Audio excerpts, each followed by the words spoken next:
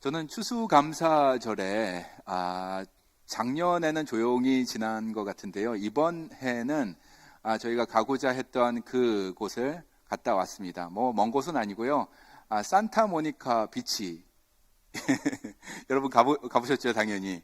산타모니카 비치의 유명한 것은 산타모니카 피어가 되겠습니다. 거기 보니까는 거리에 악사들, 뮤지션들이 많이 있었고요. 또 놀이터도 있었고요. 그리고 먹거리도 참 많이 있었고요. 그리고 땡스기빙 맞아서 많은 사람들이 가족별로 이렇게 나와 있었습니다.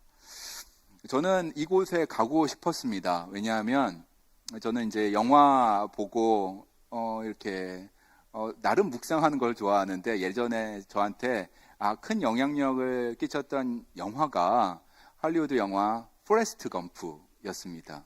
포레스트 검프의 배경이 되는 곳이 바로 그렇죠. 산타모니카 피어였습니다. 그 주인공 탐 행크스였었죠.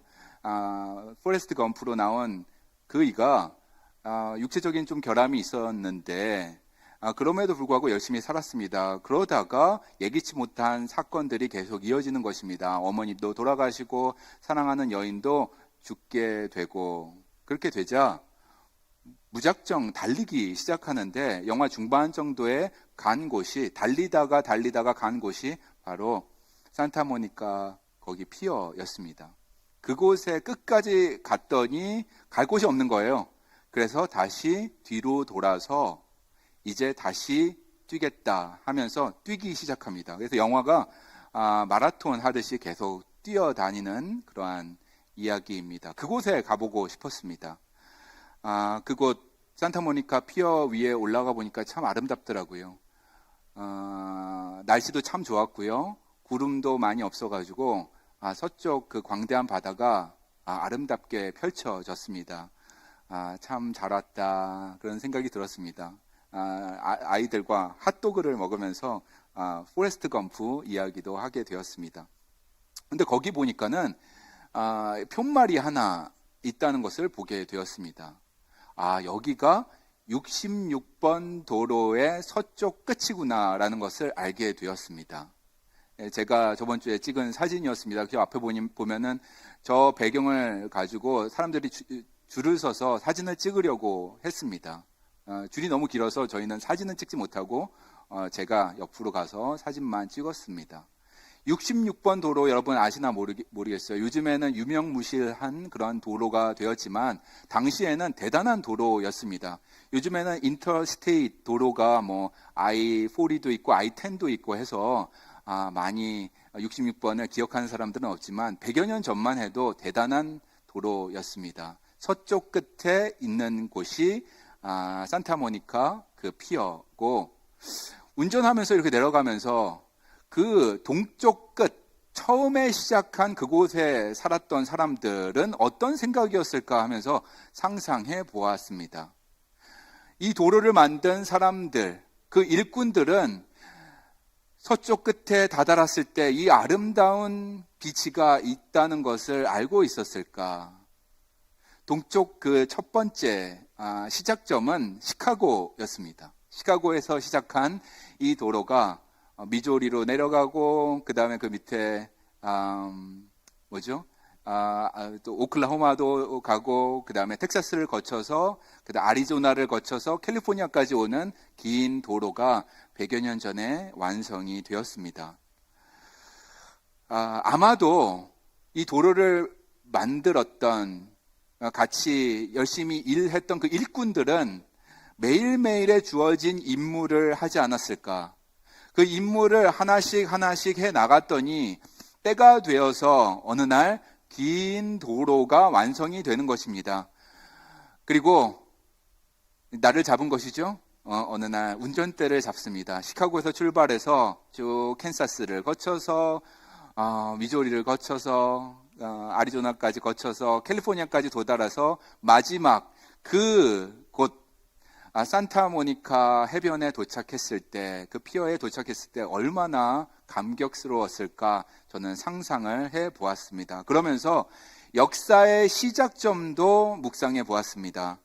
하나님의 아들 예수 그리스도께서 오신 그 출발점 말입니다. 66번의 출발점이 시카고였다면 우리의 인류의 새로운 역사의 시작점은 AD 1, 아노 도미니, 예수 그리스도께서 탄생한 그 날이 되겠습니다. 하나님의 구원의 계획, 그 구원의 계획을 다 이해하지는 못하지만 하루하루 열심히 살아간 사람들이 그때에도 있었는데 그 중에 하나가 오늘 우리가 볼 그 인물, 요셉이 되겠습니다. 크리스마스 이야기를 할 때에 요셉 이야기는 우리가 많이 하지 않습니다. 크리스마스 연극을 볼 때에도 요셉은 그렇게 많은 대사가 있지 않습니다. 성경에 볼 때에도 요셉의 대사, 직접 한 말은 한 군데도 기록되어 있지 않습니다. 심지어 우리가 부르는 찬송가에도 다른 사람들은 많이 기록되어 있는데 크리스마스 찬양 우리가 많이 부를 텐데 목자도 나오고 동방박사도 나오고 마리아도 나오고 많은 사람들이 등장하지만 요셉은 거의 등장하지 않습니다. 그럼에도 불구하고 요셉은 왜 우리에게 크리스마스 영웅이 되는 것인가? 저는 그것이 순종의 사람이었기 때문에 라고 생각합니다. 그가 어떤 인물이었는지 잠시 살펴볼까요? 마태복음 1장 가서 보도록 하겠습니다. 18절입니다. 읽겠습니다. 예수 그리스도의 나심은 이러하니라. 그의 어머니 마리아가 요셉과 약혼하고 동거하기 전에 성령으로 잉태된 것이 나타났더니 그의 남편 요셉은 의로운 사람이라 그를 드러내지 아니하고 가만히 끊고자 하여. 성경은 요셉이 어떤 사람이냐고 평가하는지 이곳에 기록되어 있습니다. 어떤 사람이라고요? 의로운 사람이라고 말하고 있습니다. 의롭다 하는 말은 아무에게나 붙이는 말이 아니겠습니다. 요셉이기 때문에 붙여진 말이 디카이오스라는 이 의롭다는 말입니다. 디카이오스, 의로운이라는 형용사입니다. 그리고 하나님의 성품을 닮은 그런 뜻도 되겠습니다. 하나님의 성품을 가진 사람, 요셉입니다. 도덕적으로, 율법적으로 흠이 없는 그런 사람이었습니다. 또한 하나님과의 관계가 올바른 사람이 요셉이었습니다. 성경에 대사 한 줄도 없는 사람이지만, 조용한 사람이지만 요셉은 하나님께 침묵의 순종을 드린 그런 의로운 사람이었습니다. 우리 교회에도 그런 분들이 참 많이 계십니다. 목사로서 감사하게 됩니다.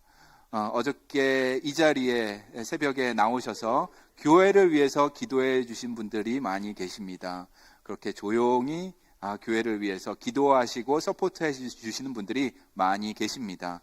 또한 보이지 않는 자리에서 묵묵히 섬겨주시는 분들도 계십니다. 부엌에 제가 가끔 들어가는데 들어갈 때마다 정말 보이지 않는 곳까지 손이 닿을까 하는 그곳까지 가셔서 청소하시는 그런 분들 어저께도 보게 되었습니다. 너무나 감사였습니다. 교회 사역 이곳저곳에서 기도하고 돕는 분들이 계십니다. 하나님께서 여러분의 그 조용한 헌신을 기억하시고 여러분의 그 하나님에 대한 사랑을 아시고 주님의 완벽한 때에 의의 면류관으로 보상해 주실 줄로 저는 믿습니다. 요셉도 그의 노고에 보상을 받을 때가 되었죠. 바로 결혼입니다. 열심히 살았기 때문에 결혼이라는 보상이 주어졌습니다. 얼마나 기뻤을까요? 손으로 날짜를 세고 있었을 것입니다. 위대한 왕이었습니다. 다윗 왕의 후손, 말하자면 왕족이었습니다. 그래서 왕족으로서 열심히 살았습니다. 의롭게 살았습니다. 본이 되기 위해서 살았습니다. 그리고 율법을 열심히 지키면서 살았습니다. 성경에 의로운 자라 칭함까지 얻을 정도로 그렇게 열심히 사는 사람. 또한 한 가정을 책임지기 위해서 이제 결혼도 해야 되니까 이 몫으로서 경험도 쌓고 그리고 기술도 배웠습니다. 모든 것이 이제 잘 습득되고 준비가 되었을 때 이제 결혼 잔치만 남겨 있는 상황이었습니다. 당시의 관습대로는 한 가문의 여성과 이미 정혼을 하였습니다. 그래서 법적으로는 부부 관계였습니다. 혼인 잔치만 남겨둔 그런 상황이었는데 관습에 따라서 동거만 하지 않은 그러한 때였었는데 일이 생긴 것이죠. 모든 것이 순조롭게 이루어지는 것 같을 때 큰일이 터집니다. 신혼집도 마련되어 있을 것이고 그 나사렛에서 신혼집 그 안에 들어가는 물건들 가구들도 목수니까 얼마나 세심하게 정성껏 만들었을까요? 정성껏 준비된 이 기간 동안에 손가락만 세고 있었는데 일이 터지고 마는 것입니다. 그의 법적인 아내, 사랑하는 아내 마리아가 와서 나 임신했어요 라고 말하는 것입니다. 여러분 기분이 어떨까요? 이 보상을 받을 그날만 기다리고 있는데 청천벽력 같은 말을 듣게 되는 것입니다. 요셉은 의로운 사람이었기 때문에 율법을 지키는 사람이었기 때문에 성적으로도 당연히 순결을 지켜왔습니다. 그리고 사랑하는 사람도 그러하기를 기대하는 것입니다. 이 기대는 과도한 기대는 아니었습니다. 나 임신했어요 라는 말을 들었을 때 얼마나 놀랐을까요? 그리고 충격으로 다가왔을까요? 요셉의 삶에 전에도 이런 배신은 없었고 앞으로도 이런 배신은 없을 것입니다. 얼마나 마음이 무너져 내렸을까 우리가 짐작해 볼 수가 있습니다. 그래도 여러분 마음을 추스려야 합니다. 그리고 앞으로 나아가야 합니다. 이 요셉에게는 두 가지 초이스가 있었습니다. 어떤 초이스였을까요? 그가 가진 초이스는 이 여성과 앞으로 잘 살아보겠다는 초이스가 아니었습니다. 헤어지는 것은 당연한 것입니다. 이 헤어지는데 어떻게 헤어지느냐가 중요했습니다. 첫 번째, 공개적으로 파혼, 이혼하는 것입니다. 법적으로 부부이기 때문에 이혼 절차가 있었습니다. 공개적으로 하는 방식이 있었고, 두 번째, 조용히 헤어지는 방식이 있었습니다.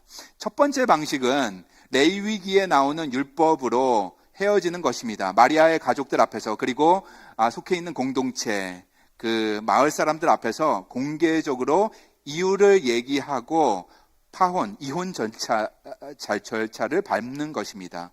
그렇게 하는 것이 공동체 안에서 요셉, 그의 위상을 다시 세우는 가장 좋은 방법이었습니다. 두 번째로는 신명기, 레위기에 나오는 율법 절차는 아니지만 관습에 따라서 알려진 절차가 하나가 더 있었습니다. 조용히 헤어지는 것입니다. 요셉에게 2명의 증인만 있으면 가능했습니다. 이 2명의 증인을 데리고 마리아의 집에 가서 그 가족들 앞에서 이러이러한 이유 때문에 임신을 했기 때문에 더 이상 결혼 그 약속을 이룰 수가 없다 하고 선언하고 그 다음에 제사장에게 가서 벌금을 내고 비교적 조용히 마무리하는 그러한 절차도 있었습니다. 요셉은 어떤 절차를 선택했을까요? 마태복음 1장 18절 가서 보도록 하겠습니다. 18절 말씀 같이 읽어볼까요? 시작. 예수 그리스도의 나심은 이러하니라. 그의 어머니 마리아가 요셉과 약혼하고 동거하기 전에 성령으로 잉태된 것이 나타났더니 그의 남편 요셉은 의로운 사람이라 그를 드러내지 아니하고 가만히 끊고자 하여, 여기서 보니까 가만히 끊고자 하여 두 번째 길을 선택했습니다. 조용히 헤어지는 것을 선택했습니다. 여기 보니까 그를 드러내지 아니하고 라고 한 성경을 말하고 있는데 영어 성경과 그리고 원어 성경을 보면 그녀를 공적으로 드러내지 아니하고 가만히 끝내고자 하여 라고 그렇게 이야기하고 있습니다. 요셉은 그런 사람이었습니다. 본인의 안위를 먼저 생각하는 사람이 아니라 사랑하는 사람을 먼저 생각하는 사람이었습니다. 이 사람을 위해서 최선이 이것이다 라고 판단을 내리고 가만히 조용히 끊고자 하여 그러한 방식을 취한 것입니다. 요셉은 참 괜찮은 남자였습니다. 사랑하는 사람을 위해서 최선의 것을 선택할 수 있는 그러한 사람이었습니다. 여러분 배우자도 그런 사람이라는 것을 우리가 알게 됩니다. 세심하게 챙겨주는 그런 모습 우리가 보게 되는 것입니다. 요셉이 그러한 배우자였다라는 말씀을 드리면서 이 크리스마스의 이야기의 전반부가 이렇게 시작되는 것입니다. 그런데 말입니다. 오늘은 여러분과 제가 이 이야기를 다른 관점에서 좀 듣고자 합니다. 3자의 입장에서 이 마태복음 1장, 2장을 읽었었는데 이제는 이 안에 쑥 들어가서 요셉이 되어서 요셉의 입장에서 이 이야기를 같이 따라가 보기를 소망합니다. 그날 저녁에 무슨 일이 있었는지 요셉이 되어서 한번 살펴보겠습니다. 꿈을 꾸게 되는데 정말 놀라운 꿈을 꾸게 됩니다. 천사가 나와서 이야기하는 장면입니다. 천사가 직접 여러분에게 와서 이야기를 한다. 그 음성을 직접 듣는다라면 어떤 느낌일까요? 여러분 그런 느낌, 그런 경험 있으신지요? 저는 없는데 여러분 천사가 직접 와서 그의 목소리로 이야기할 때에 주의 사자가 오는 것입니다. 그 음성을 듣게 된다면 어떤 경험일까요? 어떤 거룩함일까요? 어떤 경외감일까요? 그 영광을 한번 상상해 보면서 이 구절을 읽도록 하겠습니다. 마태복음 1장 20절 읽어볼까요? 요셉이 되어서 한번 읽어보겠습니다. 시작. 이 일을 생각할 때에 주의 사자가 현몽하여 이르되 다윗의 자손 요셉아 내 아내 마리아 데려오기를 무서워하지 말라. 그에게 잉태된 자는 성령으로 된 것이라. 아들을 낳으리니 이름을 예수라 하라. 이는 그가 자기 백성을 그들의 죄에서 구원할 자이심이라 하니라. 아멘. 오늘날에는 이게 당연한 말입니다. 우리가 주기도문도 그렇고 사도신경도 그렇고 낭송할 때에 당연하게 받아들이는 신학의 기본 중에 기본입니다. 예수 그리스도께서 성령으로 잉태되었다. 동정녀로 나셨다라는 것은 당연한 것입니다. 하지만 당시에 요셉에게는 나사렛이라는 시골 마을에 사는 한 목수에게는 너무도 충격적인 말씀이요 감당하기 힘든 말씀인 것입니다. 그리고 본인에게 이루어진 것이기 때문에 정말 놀랍고 말할 수 없는 충격일 것입니다. 그래서 다시 선택의 기로에 서게 됩니다. 마태복음에서만 이 요셉이 두 번째 선택의 기로에 서게 되었습니다. 인생이 참 쉽지가 않아요. 선택의 연속입니다. 오늘날에도 마찬가지입니다. 우리도 요셉처럼 계속 선택의 기로에 서게 됩니다. A라는 길이 있고 B라는 길이 있는 것입니다. 그 길에서 우리는 선택해야 합니다. 요셉도 선택했습니다. 이제 마태복음의 두 번째 선택의 기로에 서게 되는데 이 선택의 길은 정말 일생일대의 선택입니다. 그 두 가지 길. 하나는 천사의 말을 믿고 받아들여서 예정된 결혼을 성사시키는 것입니다. 두 번째, 천사의 말을 도저히 믿을 수가 없어서 이혼, 그 파혼 결정을 계속 밀고 나가는 것입니다. 어떤 것이 더 쉬운 결정일까요? 요셉 입장에서는 당연히 두 번째가 더 쉬운 결정입니다. 파혼을 계속 밀고 나가는 것이 본인에게도 유익이 될 것입니다. 그게 쉽고 맞는 결정입니다. 동거하기 전에 아이가 생긴 것을 공동체가 나중에 알게 되었다면 거기에 아주머니들이 얼마나 많이 살고 계셨겠어요. 다 날짜를 세고 계시는 분들인데 9달 후에 아기가 나온 것을 다 아시는 분들이 이것을 지키지 않은 요셉과 마리아, 그리고 이 모든 과정을 보게 될 때에 이들을 부도덕한 사람들이라고 평가하고 평생 낙인 찍히고 그렇게 살게 될 것입니다. 그들의 자녀도 손가락질 받으며 살게 되는 것입니다. 요셉은 이제 결단을 내려야 합니다. 어떤 결단을 내렸을까? 1장 23절 가서 보도록 하겠습니다. 읽을까요? 시작. 보라, 처녀가 잉태하여 아들을 낳을 것이요 그의 이름은 임마누엘이라 하리라 하셨으니 이를 번역한즉 하나님이 우리와 함께 계시다 함이라. 요셉이 잠에서 깨어 일어나 주의 사자의 분부대로 행하여. 여기 보니까 분부대로 행하여라는 말이 있는데 이 구절에 성경이 있으신 분은 밑줄을 그으시면 좋겠습니다. 분부대로 행하여. 요셉은 분부대로 행한 사람입니다. 말씀대로 행함이 있는 사람이었습니다. 말씀을 들었을 때에 순종하는 사람이 바로 요셉이었습니다. 멋진 남자였습니다. 주님의 말씀을 듣고 흘려보내는 사람이 아니라 이게 하나님의 말씀이구나라는 것을 가슴에 새기고 살아 나아갔던 사람이 바로 요셉이었습니다. 한 가정의 든든한 가장으로 서게 되었습니다.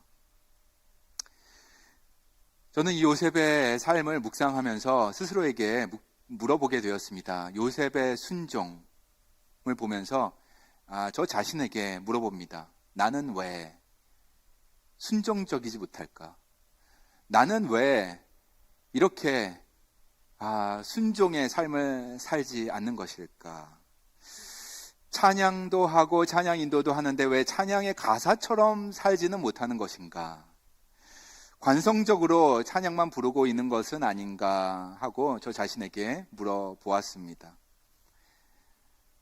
저의 인생을 되돌아보면 저는 참으로 순종적이지 않은 그러한 인간이었습니다. 참 많은 일들이 있었는데 순종과는 거리가 먼 사람입니다. 여러분이 보시기에는 참 순종 많이 하고 산 것처럼 보이지만 그렇지 않았습니다. 신학교 들어갈 때에도 그랬습니다. 경제적인 사정으로 인해서 장학금 주는 학교가 어떤 것인가, 그리고 전도사로 사역할 수 있는 도시에 있는 학교가 어떤 것인가를 이리 재고 저리 재고 하였습니다. 기도하고 하나님께서 보여주신 그 학교가 있었는데, 저에게 딱 맞는 학교가 있었는데도 불구하고 바로 순종하지 못하는 저의 모습 있었습니다. 목회하면서도 거의 10여 년간 선교에 대해서 기도를 했으면서 하와이에서 목회를 3년간 한인교회, 그 다음에 7년간 담임 목회를 하면서 늘 저녁 때마다 아내와 기도를 했습니다. 감사 기도하고 하나님께서 열어주시는 길 따라가겠다고 기도하고, 그리고 해외 선교도 기도를 했습니다. 그러다가 어느 날 10년이 지난 날 해외 선교에 대한 문이 활짝 열렸을 때 저는 여러 이유를 대면서 거부를 하였습니다. 단호히 거부하였습니다. 그때에 저의 모습이 아직도 눈에 선합니다. 하나님 앞에서 얼마나 부끄러운 모습이었는지, 그리고 제 아내 앞에서 얼마나 부끄러웠는지 지금도 선합니다.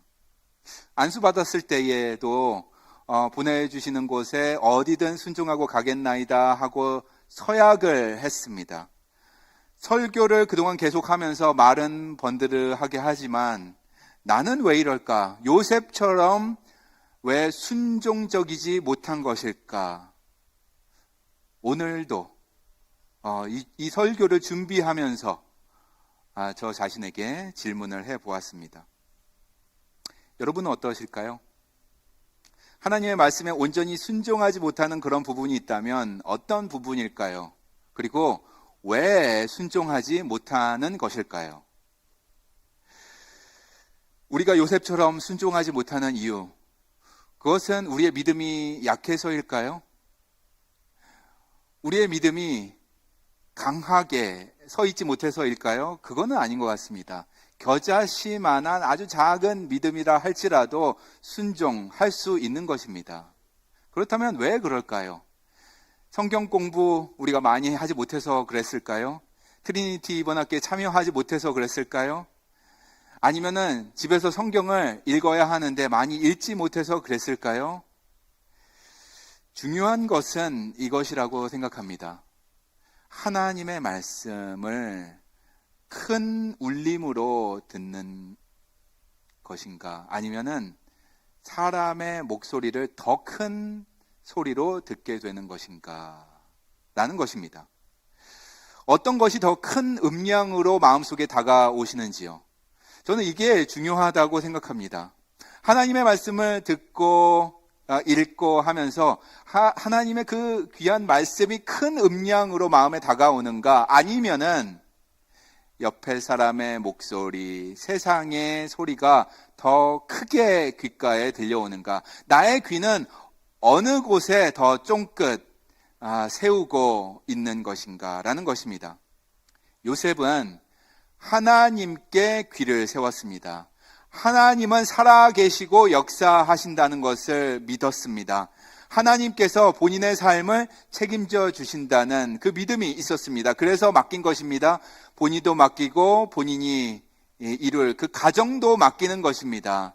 미지의 미래까지 다 내려놓는 것입니다. 모든 것을 맡겨드렸을 때 그때의 온전한 순종의 삶을 드리게 되는 것입니다. 맡기는 게 쉽지가 않죠. 온전히 맡기는 게 쉽지가 않습니다. 그럴 때에 나의 귀는 내 귀의 위치가 지금 어디에 있는가를 묵상해 보기를 바랍니다.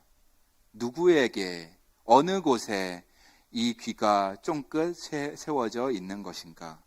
요셉에겐 사람들의 수군거림, 사람들의 손가락질이 걸림돌이 되지 않았습니다. 왜냐하면 하나님의 말씀만큼 크고 완벽하고 정확한 것은 세상에 없기 때문입니다.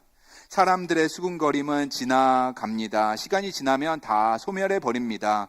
12월, 1월, 2월 지나가면서 눈이 다 녹듯이 다 녹아 없어져 버리는 것이 사람들의 수군거림입니다.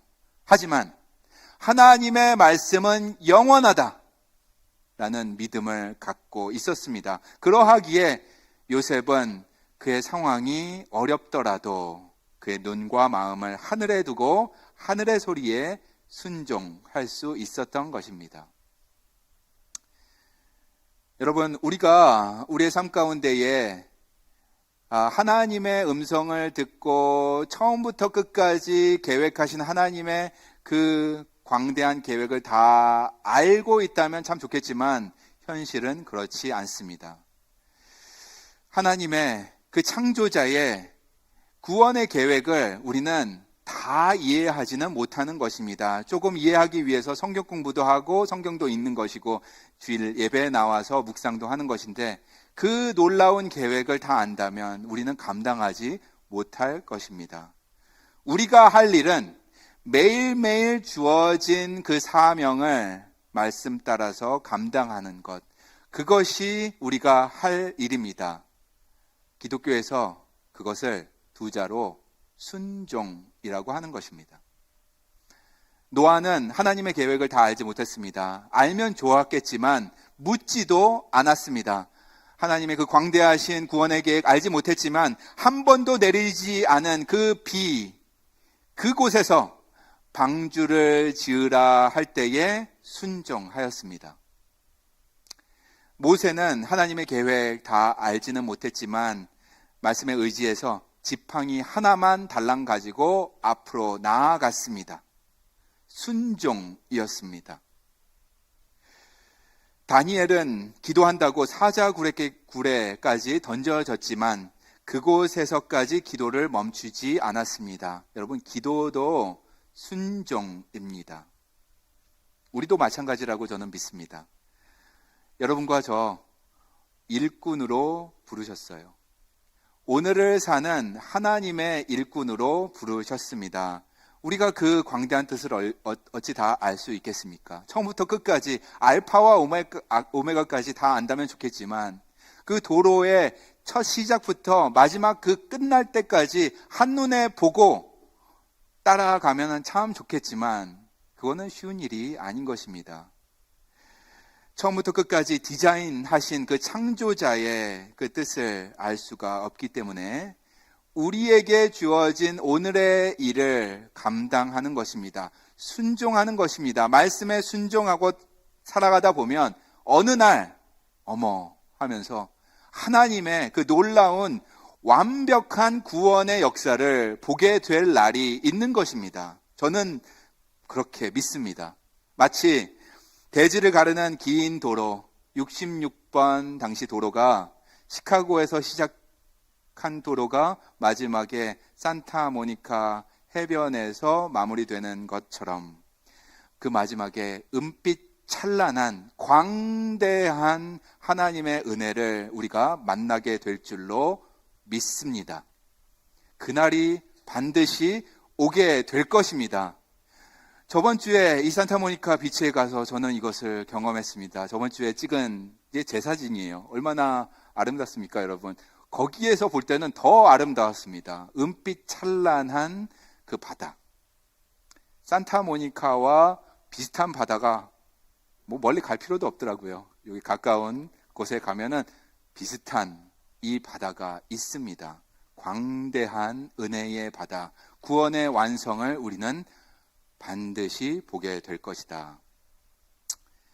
사랑하는 성도님 여러분, 오늘 요셉 삶 속에 들어가서 요셉의 순종에 대해서 묵상해 보았습니다.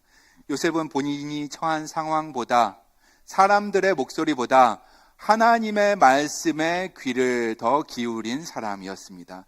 이게 핵심입니다. 순종의 핵심은 어느 곳에 마음을 두는가, 어느 위치에 나의 귀가 있는가라는 것입니다. 사람의 소리에 귀 기울이는 사람이 아니라 하나님의 소리에 귀 기울이는 사람 요셉. 보이지 않는 미래를 맡겨드리는 요셉. 오늘 주신 말씀에 충실하고 순종하는 요셉. 전적인 순종을 드림으로 크리스마스의 한복판에 서게 되는 복을 얻은 요셉의 삶을 살펴보았습니다.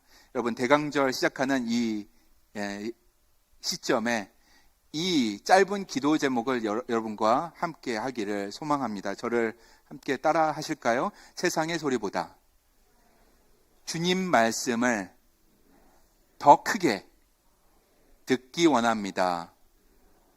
한 번 더 하겠습니다. 세상의 소리보다 주님 말씀을 더 크게 듣기 원합니다. 여러분만 한번 해보실까요? 시작.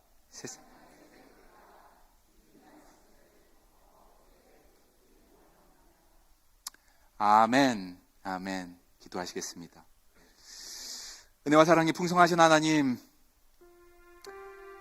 임마누엘 평강의 그 복이 우리의 삶과 우리의 가정과 우리가 속한 공동체 위에 함께하기를 소망합니다.